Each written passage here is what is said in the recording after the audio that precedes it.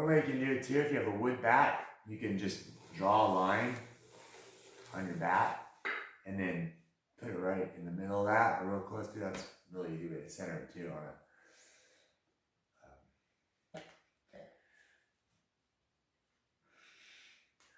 a sometimes if the bat's really dry, your clay won't stick. It does get a little bit wet.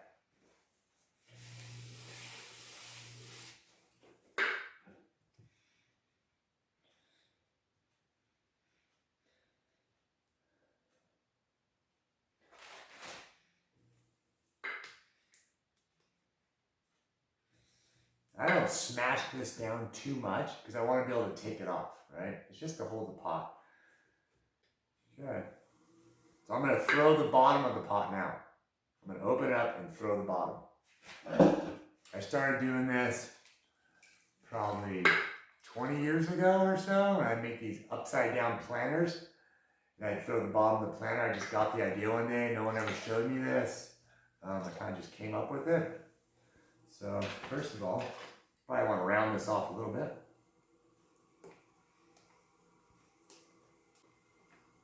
So it's pretty thick so that there's something to throw. I make it real thin. I did leave a hole. You probably don't need to leave a hole, but kind of makes it easier to get started because you can get your finger in there.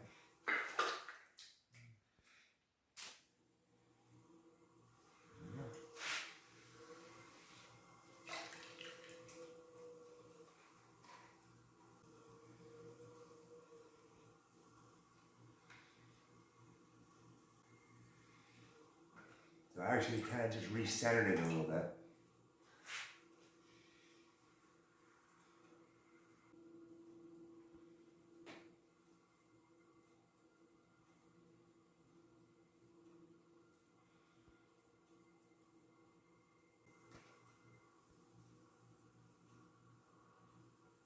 So I guess the hardest part about this is that the clay is actually harder because it's not fresh out of the bag, the bottom part. So when I let this pot dry out, I put a bag in the bottom of it. Like it's a big bowl, I put the bag in the bottom and I wrap the bottom and I just let the rim dry out quite a bit. So it's like real leather hard so it can support itself. So the trick is that you learn to throw stiff clay. And I've learned this from throwing pots, letting them dry out, and then opening the clay to loosening it up. Because the lip will sometimes be hard, so you just bear down on it and you loosen it back up, and the molecules start to move again.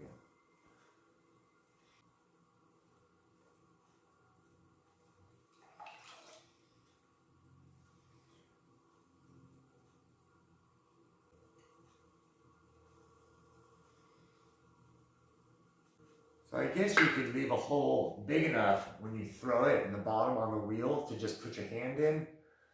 But I don't know why I don't do that. I just do it this way, maybe because there's more clay when I go to actually do it.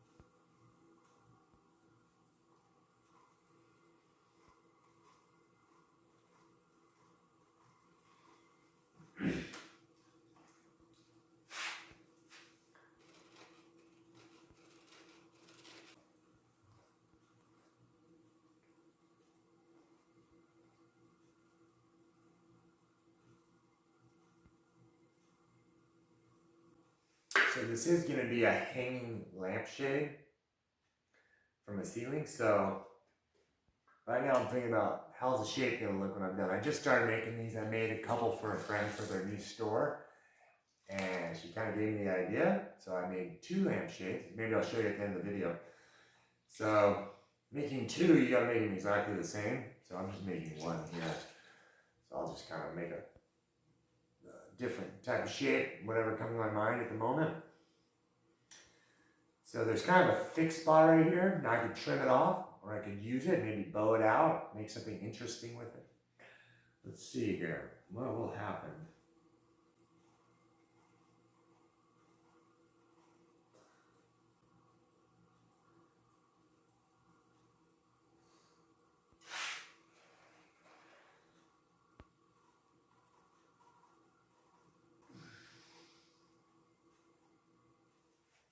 See, if I try to do that with my arm out, I would have got wobbly. So I pulled my arm in and I really got on it. So my arm can't move. It's like a vice.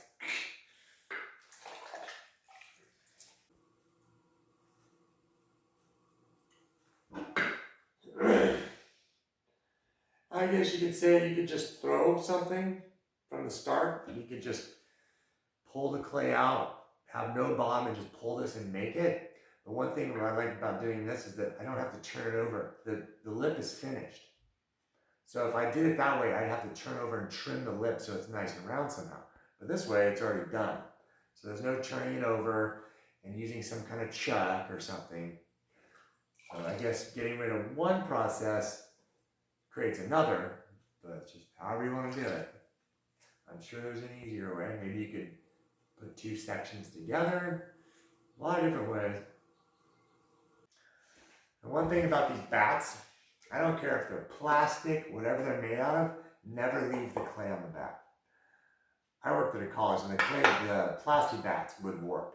Something about the clay drying on, I don't know. So I always take this clay off as soon as I'm done. I never leave it on, especially the wood ones. And I've had these probably 15 years. It's a piece of plywood. You can even make bats. I'm going to do a video on making bats. It's really easy. These are good for larger pots because they don't bend and they're just bigger than the wheel head, so I can get my fingers under them, but my splash pan still fits around me.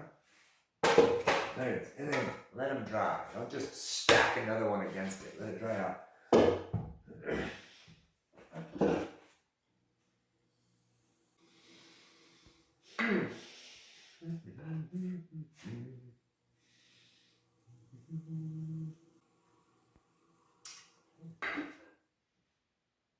I don't know what to do. So you can leave it in a bowl as you come in, or maybe just bring it in. I think I'll just bring it in. Not too fancy.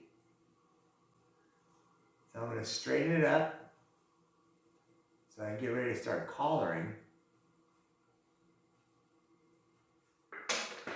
Remember, always keep the lip centered by pushing down and in, squeezing it. Before you start to collar, try to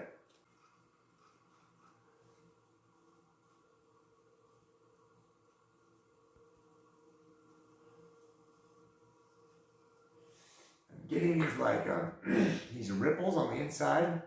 I can feel them forming, so I'm going to try to straighten them out a little bit and just kind of flatten them, work them back into the pot. Whenever you feel a defect start, don't keep throwing, like fix it as soon as you can. So this thing is kind of have a little bit of a problem there because the clay is probably a little bit harder. So it doesn't really want to collar as easy maybe, so.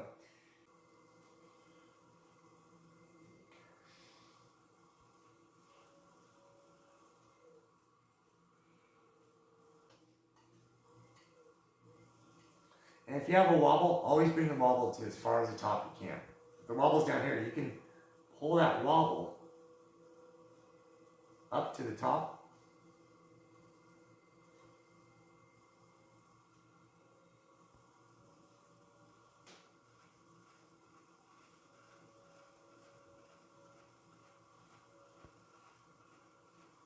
Before you cut it off. You lose less clay.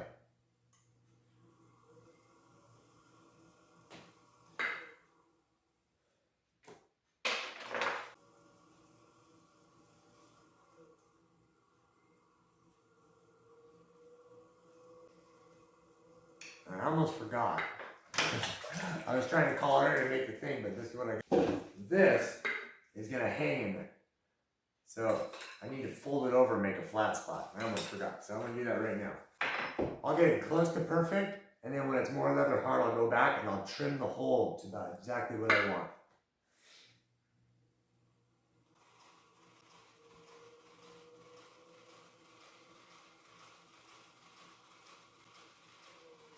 Like that.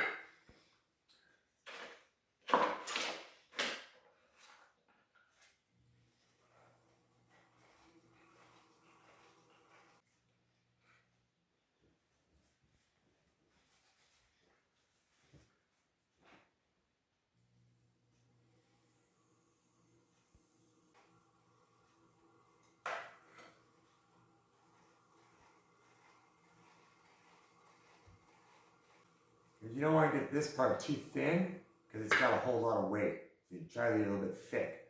But not too thick where the thread of the device won't be able to thread. So it's about like that thick right now, 1/4 inch. You will love.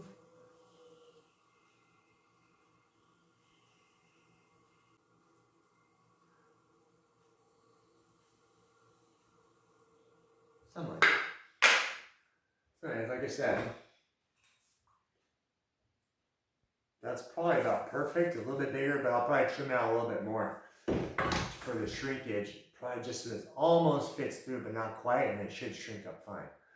But basically, that's throwing something, inverting it and taking the bottom, it's still wet, and throwing something out of it. So you can do this for a lot of shapes. I make these hanging planters where I throw them and I warp the top, making the holes for the ropes, and it tweaks it out, and so then I turn those over and I throw the bottom so it's a little more interesting looking. And those come out pretty nice too. So until next time, get stoked on clay.